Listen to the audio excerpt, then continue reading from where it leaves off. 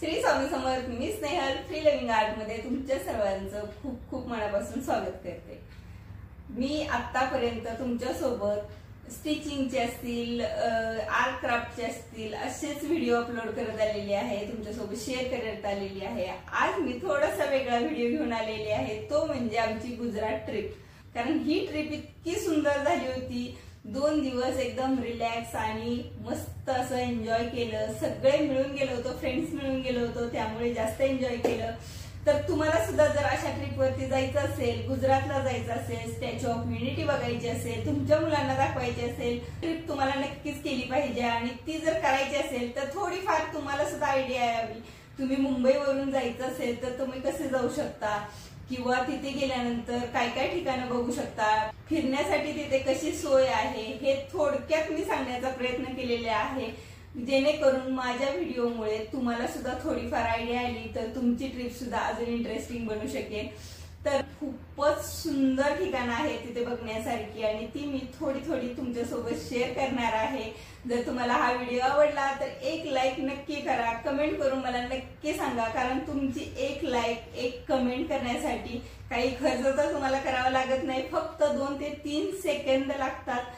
पण त्याचा खूप आनंद मला मिळतो. तुमच्या प्रत्येक कमेंट वाचून मला आनंद मिळत असतो. आणि चॅनल सुद्धा सबस्क्राईब केला नसेल तर चॅनल नक्की सबस्क्राईब करा. त्याच्या शेजारचं बेलचं बटन आहे ते प्रेस करायला विसरू नका. यामुळे मी जे व्हिडिओ अपलोड करेन त्याची नोटिफिकेशन तुम्हाला लगेचच मिळेल.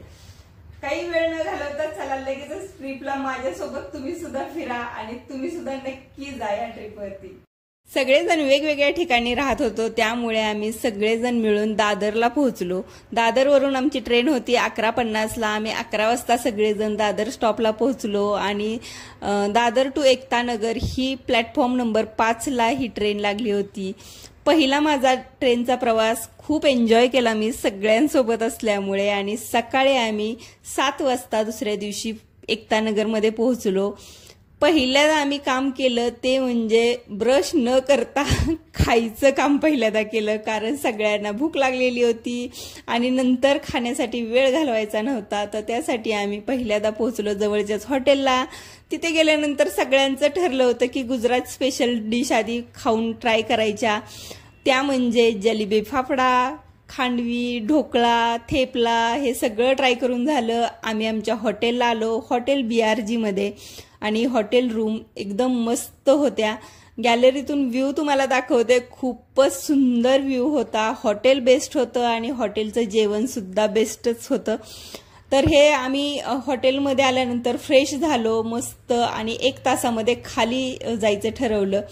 सगळेजण 1 तासात खाली आले आणि सुरुवात झाली आमच्या ट्रिपला. खूपच मस्त, म्हणजेच इथे इतकी सुंदर सोय आहे फिरण्यासाठी. आपलं वाहन लागत नाही, तिथे सगळ्या बसची सोय आहे आणि तेही फ्रीमध्ये बस आहेत. AC बस आहेत, AC बस स्टॉप आहेत. त्यामुळे कुठेही तुम्ही ऑटोसाठी खर्च करू नका, कारण इतकी छान सोय त्यांनी करून दिलेली आहे. 10-10 मिनिटाला तुम्हाला बसची सोय आहे. तर पहिल्या पॉइंटवरती आम्ही उतरलो, ते म्हणजे जंगल सफारी. सगळ्यांचं फेवरेट म्हणजे जंगल सफारी, कारण आमच्यासोबत सगळ्यांची लहान मुलं होती आणि सगळ्यांना इंटरेस्ट असतो ते म्हणजे प्राणी बघण्यासाठी. तर हे मस्त असं सुरुवात झालेली आहे. इथे चेकिंग केलं, पाण्याच्या बॉटल, खाऊ वगैरे घेऊन देत नाहीत तिथे. आतमध्ये सगळी पाणी पिण्याची सोय सगळीकडे आहेच. तर आमची सुरुवात झालेली आहे जंगल सफारीला. आणि पहिलाच पॉइंट होता, त्यामुळे खूपच उत्साहात सगळेजण होते. पण सगळे प्राणी हे आराम झोनमध्ये होते, त्यामुळे झोपलेलेच बऱ्यापैकी प्राणी होते. पण ते बघण्यात सुद्धा इतकं सुख होतं खरं तर, कारण हे आपण TV मध्येच बऱ्यापैकी हे प्राणी बघत असतो. तर हे खरे खरे बघण्यात खूपच मजा येत होती आणि मुलांना खूप इंटरेस्ट होता यामध्ये.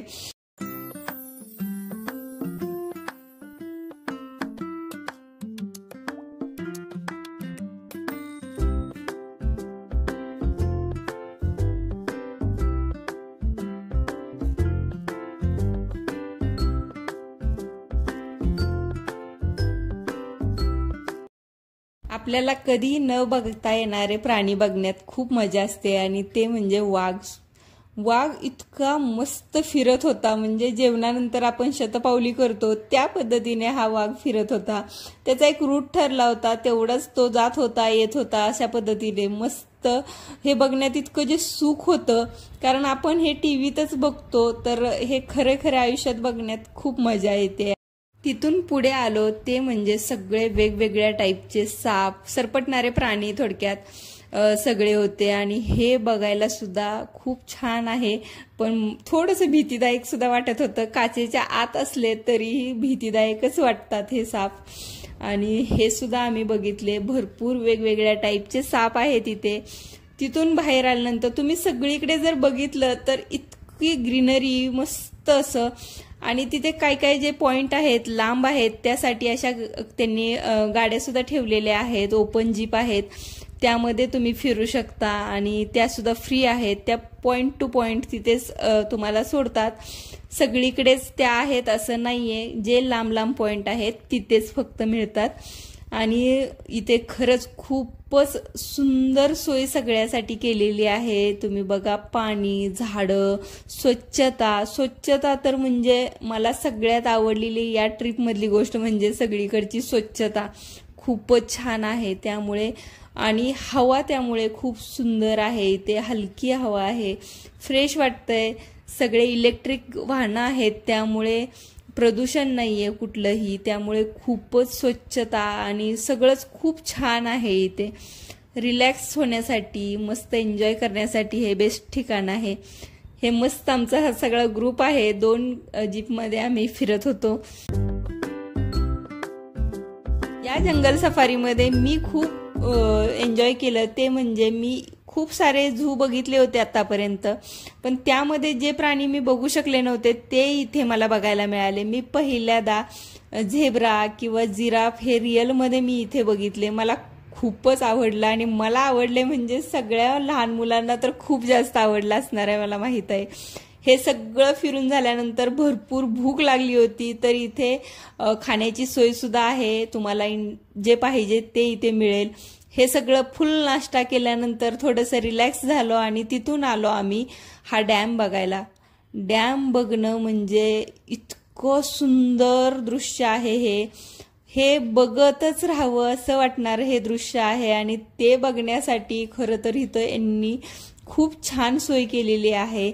आणि आम्ही दुपारनंतर इथे पोचलो होतो, त्यामुळे वातावरण खूप छान होतं. आणि तुम्ही बघू शकता खूप जास्त झाडी, पाणी, आणि इथे छान शांत बसून जर हे पाणी बघायचं असेल, एन्जॉय करायचं असेल तर तशी सोय सुद्धा त्यांनी करून दिलेली आहे. म्हणजे तुम्हाला कोणतीच गोष्ट इथे कमी वाटणार नाही अशी सोय केलेली आहे प्रत्येक ठिकाणी. आणि हे छान AC बसमध्ये जो प्रवास आहे तो खरंच खूपच बेस्ट होता, कारण खूप जास्त गरमी होती इथे. तर हा आम्ही छान प्रवास करत चाललेलो आहोत. हा जर तुम्हाला 1 दिवसाची ट्रिप करायची असेल तर हे भूलभुलैया गार्डन हे तुम्हाला त्या दिवशीच करावं लागेल, पण आम्ही 2 दिवस करणार होतो त्यामुळे हा पॉइंट आम्ही नेक्स्ट डे साठी ठेवला होता. आणि आता आम्ही आलो ते म्हणजे सेंटर ऑफ अट्रॅक्शन या ट्रिपचं, ते म्हणजे स्टॅच्यू ऑफ युनिटीला. स्टॅच्यू ऑफ युनिटी खरं तर लांबून सगळ्या पॉइंटपासून दिसतच होती, पण जवळून गेल्यानंतर, जवळ जाऊन बघितल्यानंतर जे व्ह्यू आहे तिथला बेस्ट आहे. इथेच स्टॅच्यू ऑफ युनिटीच्या बाहेरच्या साईडला छोटे छोटे स्टॉल आहेत तुम्हाला काही खायचं असेल तर. पण आम्ही भरपूर नाश्ता केला होता त्यामुळे डायरेक्ट आम्ही स्टॅच्यू ऑफ युनिटीलाच गेलो.